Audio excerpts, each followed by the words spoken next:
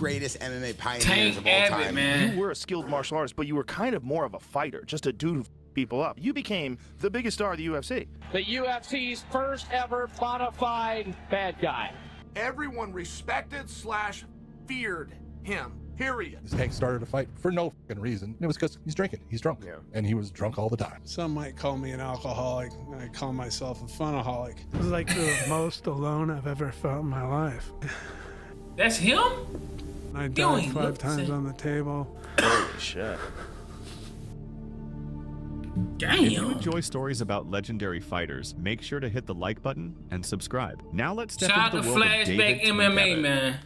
Shout out. Born on April 26, 1965 in Huntington Beach, California, David Lee Abbott was drawn to sports from a young age. His father had earned a football scholarship. My father, he was kind of a wild guy. He was got a football scholarship when I was a little boy. I can remember going to the gyms with him. Before later becoming a teacher and coach. His brother was drawn to football. My brother was 5 years older than me and a football star and the whole 9 yards. He was kind of like my hero at the time. After the football season ended, his father told his brother to try a different sport, wrestling. You must do some kind of sport. So my brother walked into the wrestling room and I wasn't too far behind him. David quickly fell in love with it. Oh my God, I love this place. He started competing in amateur wrestling at a young age. I've wrestled since I was 8 years old. Around this time, David was already getting into fights. I was getting in fights when I was a little kid. 2nd or 3rd grade, this older kid, he had his feet on my shoulders and he was like pulling my hair, and I reached up and I just grabbed his face and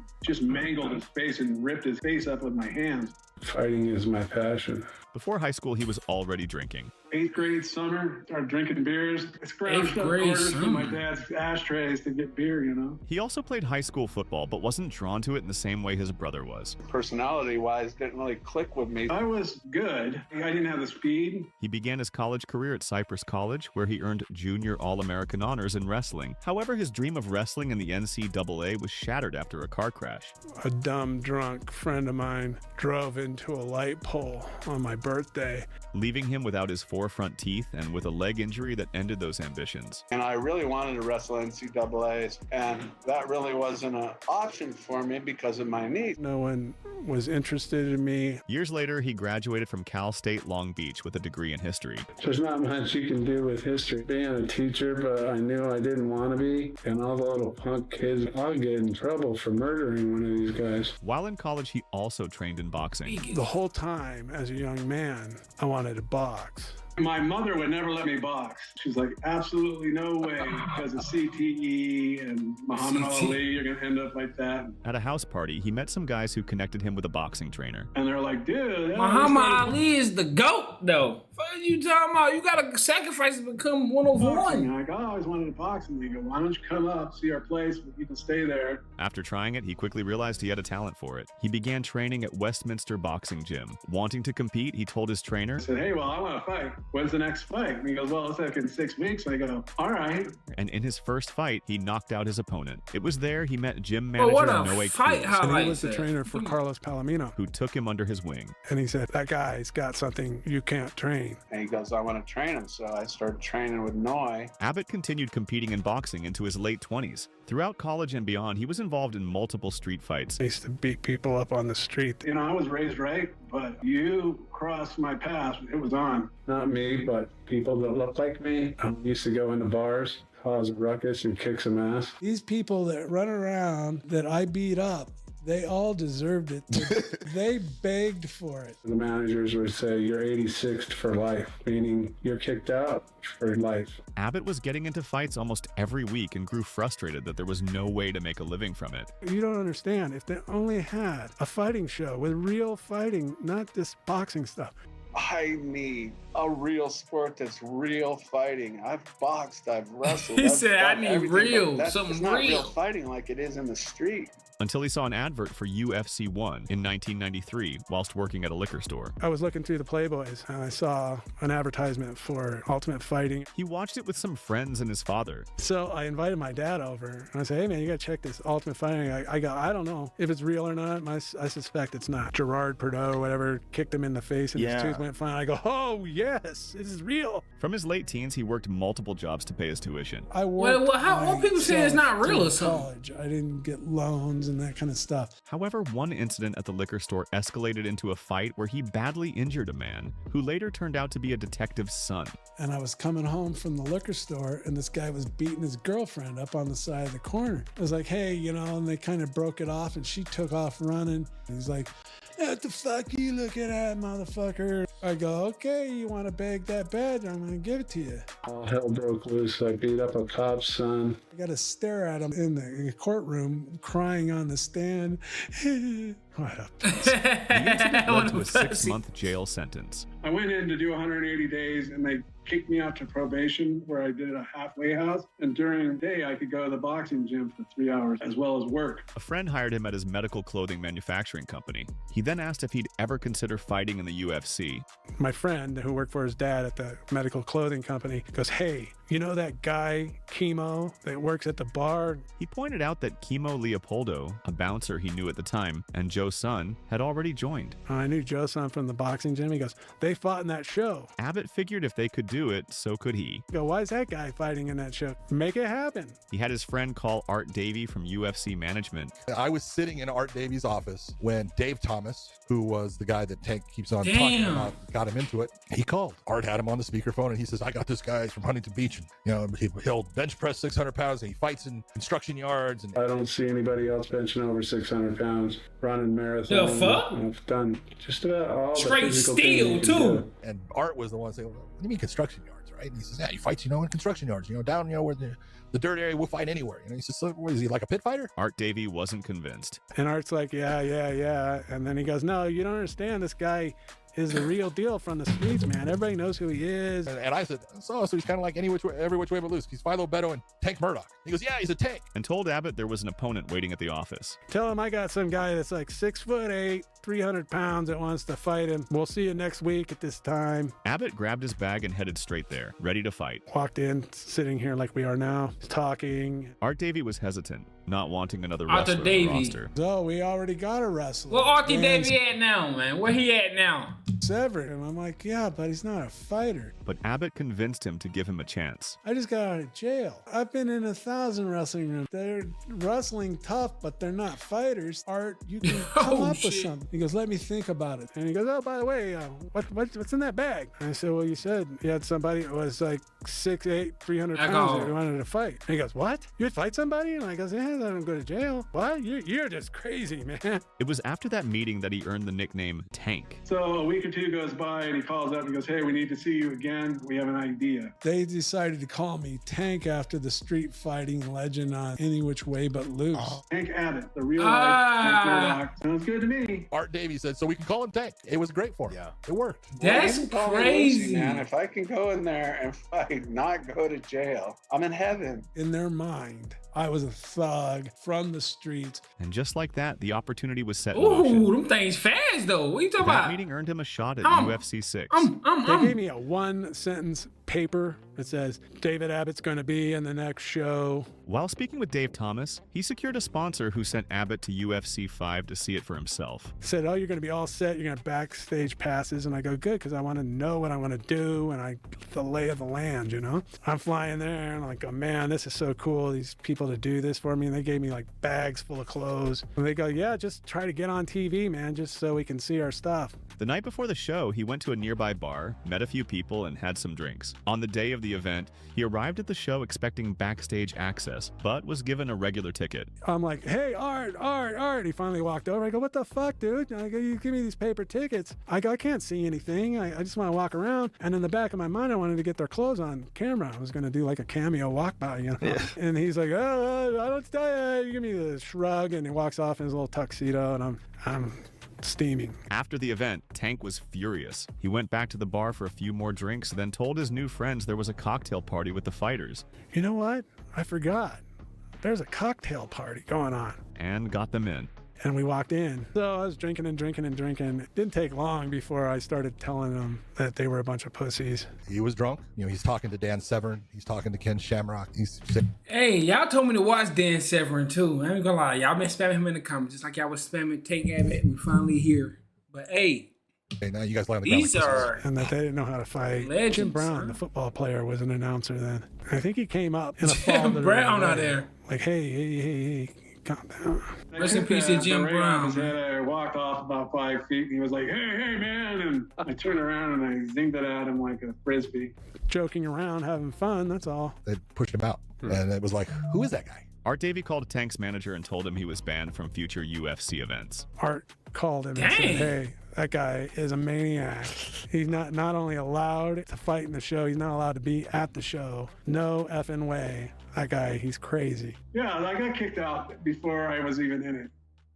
Tank's opportunity was gone before it had even begun. I was quite depressed because that was my key out of where I was in life. I was not meant to work a 9 to 5. Lost and unsure what to do next, he returned to drinking and partying. I go, well, let's just go have a drink. So we went to a dive bar. At the bar, he got into a fight where he badly injured a man. The management had it all on CCTV and knew Dave Thomas, Tank's friend. He calls up my friend and says, hey, I got this guy on tape hurting this guy really bad. Telling him they would hand it to the police unless Tank paid $1,000. So I go get the money out of the bank. I go to the bar. He spoke to Tank, asking why even his own bouncers were afraid of him. He goes, everybody I get to bounce here, everybody comes in here is terrified of you. And whether he'd consider professional wrestling. So I go, yeah, well, whatever comes your way, comes your way. Saying he knew someone who could set it up. I have a friend who is an agent for professional wrestling. Tank agreed, and a meeting was arranged with a wrestling manager. And he goes, well, if I get you in this, you got to go back east and learn how to wrestle and go around and do all that kind of stuff. And I'm sitting there thinking, there's no fucking way. He told the agent he'd rather fight in the UFC instead. I go, I'm not too keen on really wanting to be a professional wrestler. My dream, my whole existence is fighting. I wanted to get in this UFC. The agent had the connections to get Tank back into the UFC. He goes, I can get you in that, no problem. He said, let me go get on the phone. And he comes back in. He goes, all right, kid, you're in. I go, they're not going to let me in. He goes, that's all taken care of. I got to pinch myself, man. This is the movie. And I go, what do you want from me? I don't want anything from you, kid. A few days later, Tank received a letter from the UFC. The guy that mouthpiece on the phone, friend, calls me up and goes, you're not going to believe this. And I'm all, what? He goes, a FedEx came. And there's a contract in there for the UFC. You gotta be fucking kidding me.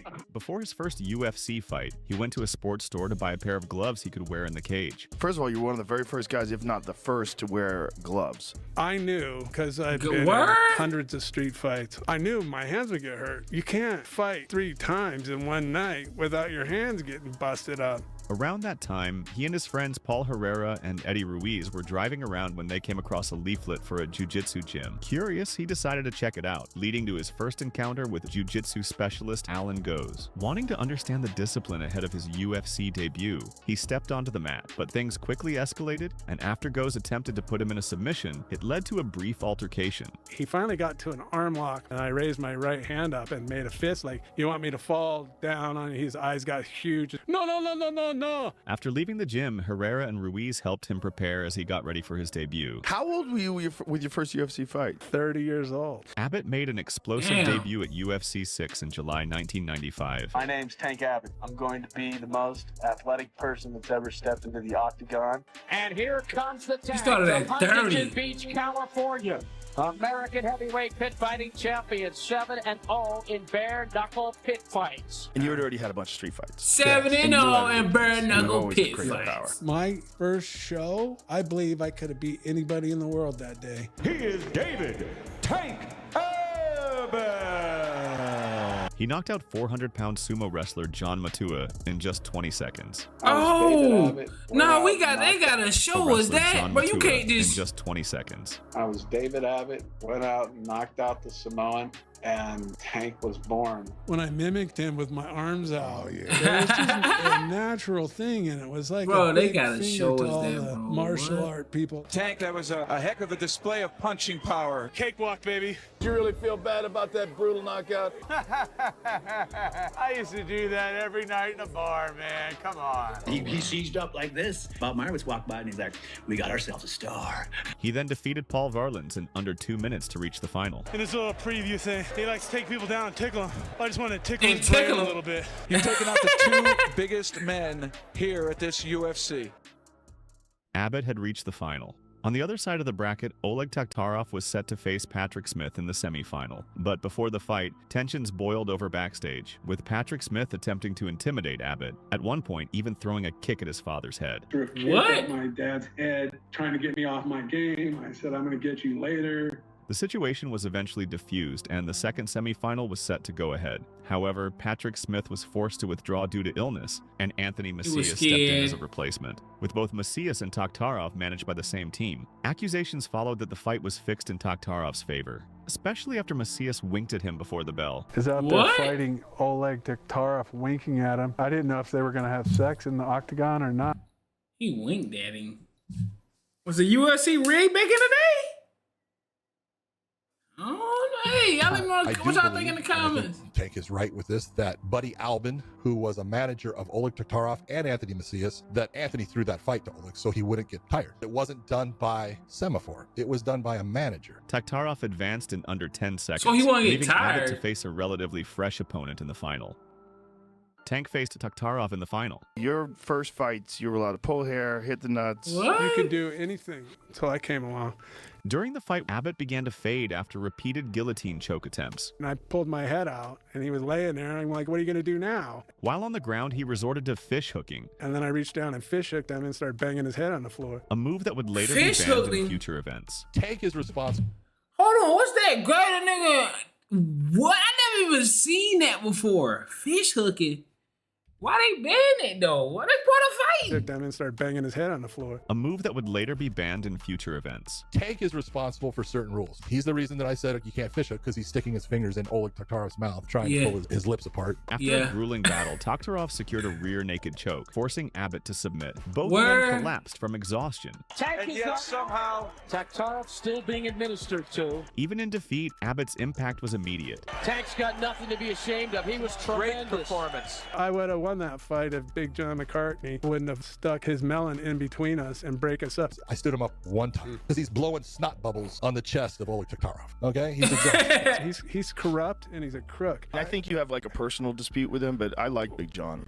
He said he's corrupt. He's correct.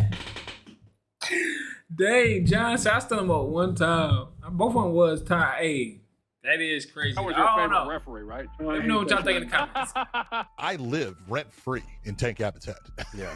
Despite losing in the final, his performances at UFC 6 won over the crowd, and Tank Abbott quickly became one of the most popular fighters of the era. There's a party after the show. I walk in and the whole place swarms me like I'm one of the Beatles or something. There, everybody was like, yes, finally we're seeing somebody that really fights. That's why I became the most popular guy on the show overnight. The next day, back at the hotel, Abbott got his revenge for the Patrick Smith incident. He comes running out and starts throwing kicks at my father here, Big Don. As fighters prepared to leave, his friends waited near the elevator, Abbott among them. And he was messing with the wrong people. When Smith stepped out, they confronted him, and a fight broke out. My friend knocked him out the next morning in the lobby of the hotel. Abbott later admitted it was in retaliation for what had happened to his father. Around this time, he also met future UFC champion Tito Ortiz, who became part of his training camp. Paul says, hey, I got this guy named Tito. He's a kid, and he had wrestled at the Tito looked cool, though, back in the day. Like, young Tito looked so cool. Bring him in. Like, he as looked a sparring cool, partner, because he had a big frame. I pulled him along. Paul Herrera, I think it was UFC 6. He's like, Paul's like, you want to come train with Tank Abbott? I go, he's not going to punch me, right? And he goes, no, he's got to wrestle with him. I go, cool. Later that year, Abbott competed in the Ultimate Tournament. He submitted Steve Jenner with a neck crank before losing a hard decision to Dan Severn in the semifinals. Dan Severn. You said you got molested by the lead singer from Queen. Freddie Mercury. Why they doing Dan Severn like that? Dan Severn kind of look like Don Fry a little bit. I'm going to be honest. With the mustache. You said you got molested. Nah. By the lead singer from Queen. Freddie Mercury.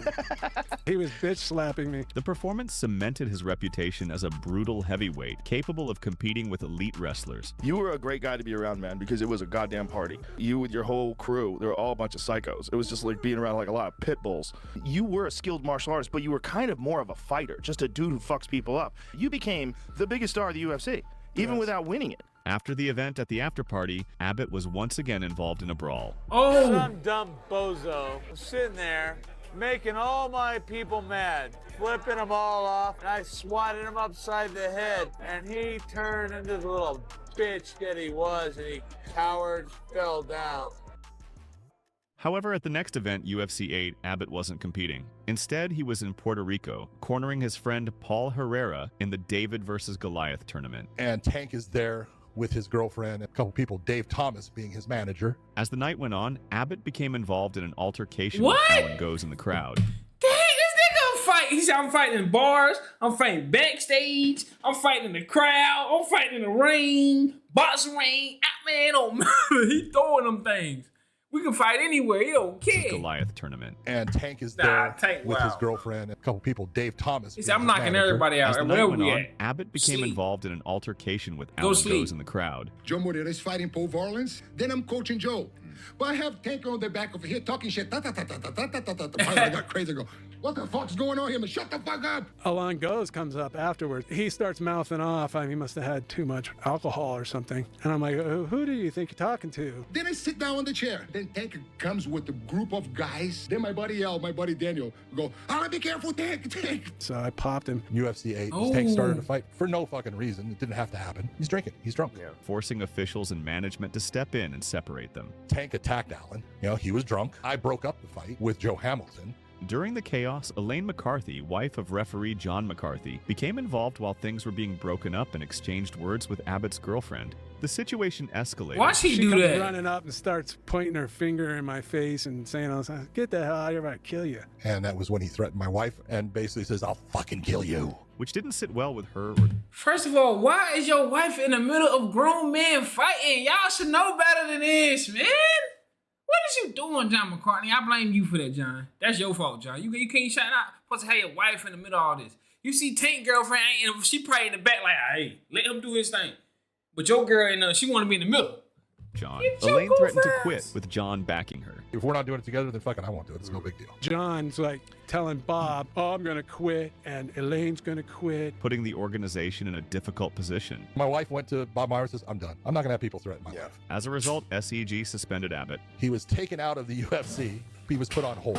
But this nigga, I ain't gonna lie, John McCartney, bro, I just lost a little more respect for you. I ain't gonna lie, this did, bro. I didn't know about this, but like, what? Cause he threatened me. I can't work with somebody who threatened me. She got into the middle of a fight. The fuck is she doing? Like, who she think she is? Like, she thought she was about to beat him up. And mind you, I was the Weird. personality of that whole show at that time. Semaphore loved Tank. John McCartney weird, bro. Fans wanted him back. Bob's like, we gotta fix this. SEG were left needing to find a way to bring him back into the fold. Somehow, a letter came up of apology. They told Tank that he would need to write a letter of apology to the McCarthys to get back into the UFC. We're gonna have this letter made. We'll send it to the McCartneys, and then they can be sued, and then I'll be allowed to come back. My wife knew the letter was written by a guy named David Isaacs. Really, David? You're gonna tell me Tank wrote this? David was a Harvard lawyer. Yeah. At UFC 10, he was allowed back for interviews, building anticipation for his return at UFC 11. Are you saying you're signed to fight again? I'm fighting September 20th. But Tank, you have to have an ability in this thing to keep your head about you, or else you're not going to get a chance to fight. Let's put it this way. When I go in there, John McCartney soft as fuck. I'm going out to fight. That pissed me UFC off, 11, bro. Tank was hesitant to enter the tournament due to a knee injury he had suffered months earlier. UFC management convinced him to compete, assuring him the path to the final would be manageable with smaller opponents. He was important for the show. Tank agreed. His first fight at UFC Why you 11 worried was at? against Sam Atkins. You're billing yourself this time as the Street Fighter. I am a street fighter, not some made-up name like pit fighting that other people came up with. And listen to the ovation from the crowd here in Augusta. He cranked his neck against the fence for the finish. The UFC's first ever bona fide bad guy. He was then set to face Jerry Bolander in the semifinal. However, Bolander suffered a hand injury in his previous fight and was forced to withdraw. And he was exhausted from holding on to the thing, and his hands were a mess. And it was Ken Shamrock said he can't fight. So they went to Roberto. Why he holding Trade. on to the Roberto cage said, like "No, I that?" hurt my hand. That's why they went to Ferozzo. I just got a rumor here that it might be Ferozzo. In his Damn, place that girl stepped 350-pound Scott. Who is this nigga? What the fuck? Ferozzo. And this 300 No shirt can fit him. Pig car salesman, No shirts can fit him. Is running around, and I'm like, what's that? He guy can't fit doing? no shirts. Ferozzo pushed Tank to his limit. I needed knee surgery. They pull this fat pig in here, and he pushes me around. Ultimately defeating him by unanimous decision. I said I wanted to be onto the UFC as the only guy that ever whooped Tank Abbott. His next tournament came at the Ultimate 1996. I am so upset. There ain't any reason why I shouldn't be in there whooping Tank Abbott again. Where he once again reached the final. He defeated Cal Worsham, even attempting to throw him over the cage. I was very strong back then. An incident that later contributed to rules being introduced to prevent it. They made a rule. He's about to throw a nigga over the Would that be points though? If you were able to throw somebody over the cage, will you get points for that? I'm just saying. Back then. An incident that later contributed to rules being introduced to prevent it. They made a rule out of it, I guess. Because you can't throw people out of the cage? Yeah, you can't. In the semifinal, he was originally set to face Ken Shamrock. But Shamrock? after Shamrock injured his hand, Steve Nelmark stepped in. Well, they was scared to fight Tank, Abbott bro. made quick work of Nelmark, knocking him out in just over a minute, setting up. See, bro, I feel like, bro, UFC make me mad that they be stopping these people from showing these highlights, bro. Like, and when I watch them, they always hit me with that yay. So to face Ken Shamrock. They were scared to fight Shamrock Tank. Injured his hand. Steve Nelmark stepped in as a replacement. Abbott made quick work of Nelmark, knocking him out in just over a sleep. Bro. He got hit by a whole bus. minute, setting up another final, this time against Don Fry. However, the lead up to the final was again surrounded by controversy. Kimo Leopoldo was initially scheduled to face Fry in the semifinal, but withdrew due to injury. Mark Hall stepped in as a replacement, sharing the same management as Fry. Guess what? But y'all don't do that about no Fry now. We ain't doing it. Management was accused of arranging for Mark Hall to go down easily. But Don Fry didn't do it. It was a guy named Robert DePersia who did it with Mark Hall. Bro, what we doing? Was it really like this? Let's keep it real. Was it really like this? Was they really rigging fights like this? I can't believe it. Not with Don Fry. I'm not believing it. I can't do it, man. What we doing? Oh, it Is was this for believed real? Fry had no knowledge of it. The fight lasted just 20 seconds, with Fry winning quickly. He laid down. He didn't have a fight before me. So he was fresh. Yeah. That'd be like me fighting Paul Herrera. Leading to accusations that had been fixed. Fuck Tank Abbott. Sit there and claim that I had somebody throw a fight. Fuck him. You know, fuck anybody who says that too. In the final, he again fell short, submitting to Don Don Fry. Fry, man. Don Fry By is UFC him. 12, Legit. a new star had arrived, 19-year-old Vitor Belfort. He won the tournament in his UFC Vitor debut, Belfort. then was set to face Tank Abbott in a featured super fight at UFC 13. Vitor Belfort? Belfort, one of the Gracie disciples, is one of the... Hold on. Hold on. How old was Vitor Belfort? Dang, bro, this is crazy because...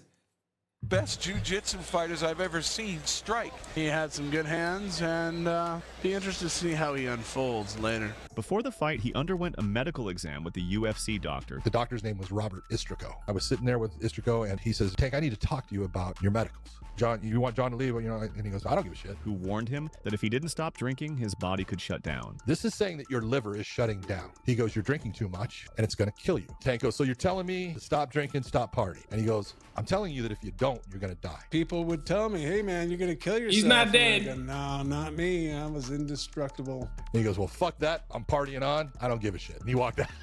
Some might call me an alcoholic. I call myself a funaholic. Love you, man. Give me a big kiss. No, not in the wildest dreams. I had a lot of fun. And that was the way he looked at life, and it's okay. And I found out they were right and I was wrong. He faced Vitor Belfort at UFC 13 in a featured super fight. Tank Abbott, I really wanted to beat him so bad because he was a dickhead, and I heard so How? many things here.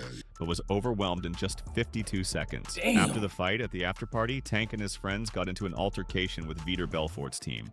And we had a big fight after on the party, huge fight. When he got knocked out, I was thinking, went there, hey, Tank, 55 seconds. So he went there and he teased him up. It didn't take long, and he said something smart. So I ear cuffed him and slapped him upside the head. After being taunted for the loss, tensions escalated and another brawl broke out. And then the whole riot took place in this cocktail bar. And then you guys smashed him? No, man, kick his ass.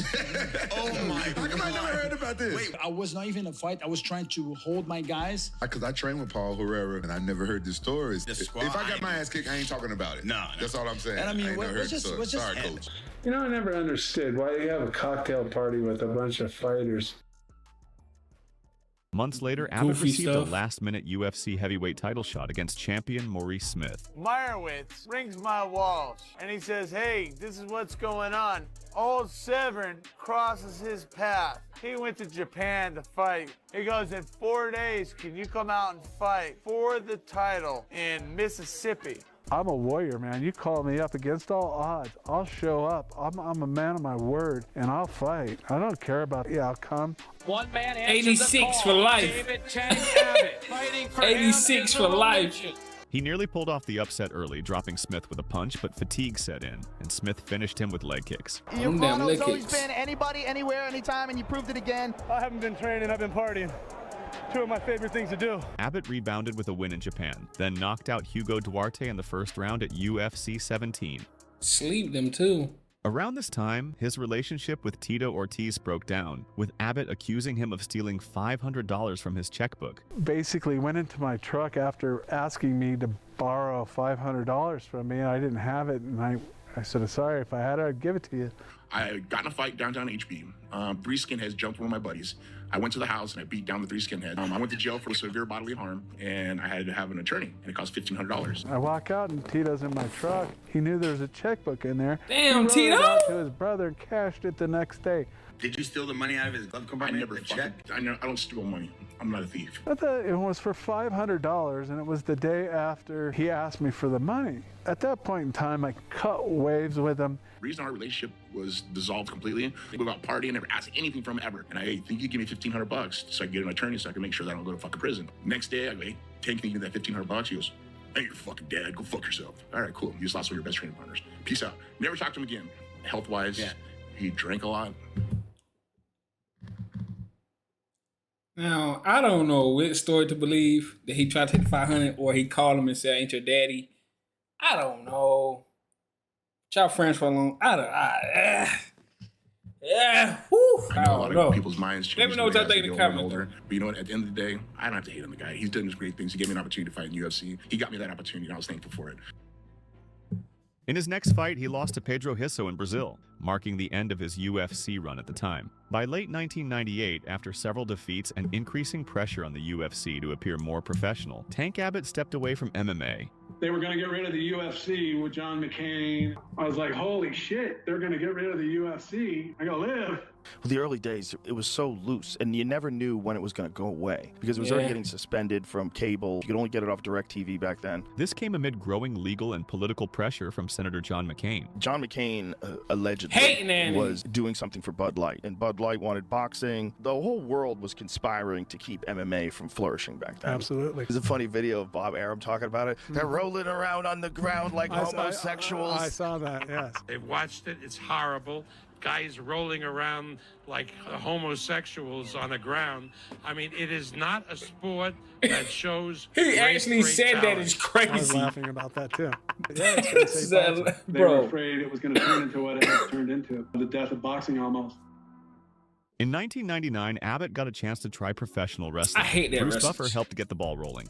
I ain't gonna lie, I love wrestling. I used to watch it as a kid. I'm talking about as far as it on bodies and stuff. Like all these people that used to wrestle in their bodies now it's just except some people though, because I think Randy Orton, was the certain manager people. For Michael Buffer. I know it hurts the Doing all body, bro. WCW things. Body be a He called killer. me up out of the blue and asked me if I wanted to meet up with Hulk Hogan's attorney. Hulk Hogan's attorney reached out to Eric Bischoff, but he initially wasn't interested. Saw Eric, had a long talk with him. He said he wants you, but not right now. However, after hearing Tank had secured a meeting with WWE, Bischoff quickly arranged a meeting of his own. WCW's offer proved too good to refuse. And Eric treated me right. It was the complete opposite of everything WWE was. And we shook hands, and Eric's never been nothing but the straight-up guy that he's been to me. Was he the owner of He's been awesome. WCW? Can't say enough good things about him. He was the owner? Abbott signed a 3-year contract with the company. Here is your wrestling dream on a silver platter. You got every fucking thing you want, and then some. Once I got to WCW, that was like heaven.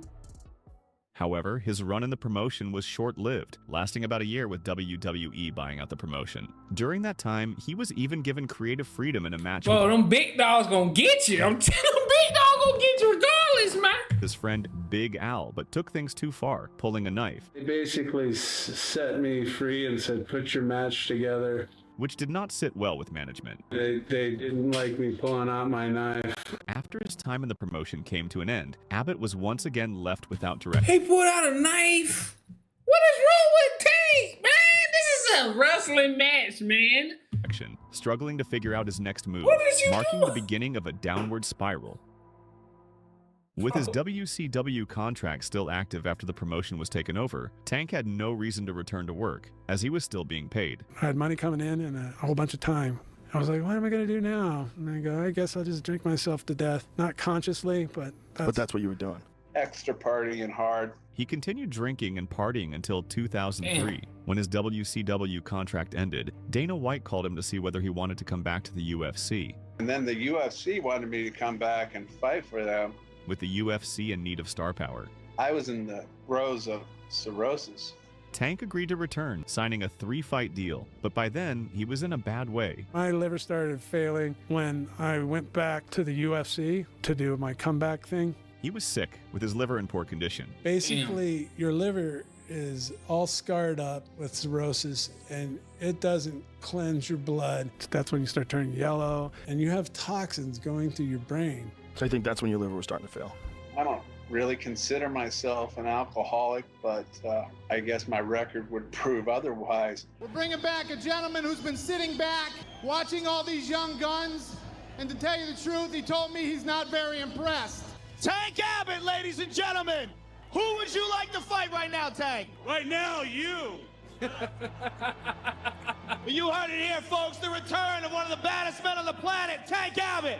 He was set to film a promotional video for his comeback fight, but only showed up near the end. I pride myself on being responsible and doing what I'm supposed to do and being there on time. I'm one of those kind of people. I was supposed to be at this shoot. Could not get out of bed. I almost missed the whole show. The results were brutal. But I fought 3 fights for the UFC. I just couldn't perform. He lost quickly to Frank Mir via toehold, then to Kimo Leopoldo by submission. Around this time, he lost his mother, something that deeply affected him. My mother had passed away, and I was not mentally sound. I was a certified madman. The longer time went by, the crazier I got. He even considered ending his contract early due to his mental health. I didn't need to be there, but because I am a man and of my word, I showed up and fought for him. I didn't want to fight. At UFC 45, he fought Wesley Cabbage Carrera in a wild brawl, but a doctor stoppage ended the fight due to a cut. After his 3rd loss in a row, he was released from the UFC. Damn.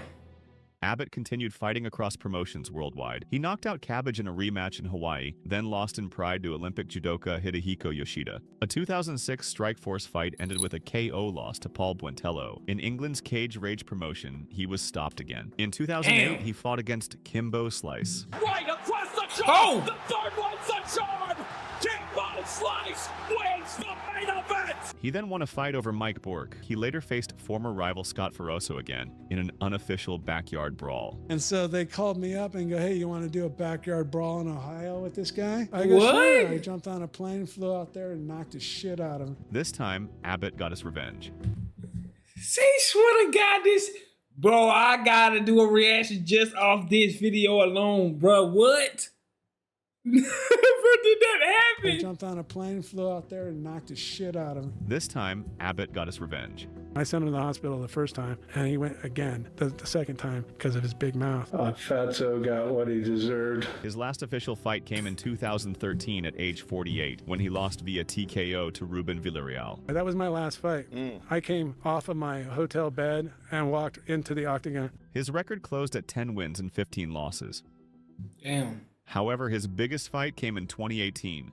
His health declined after years of hard living. Your kidneys aren't working. Okay.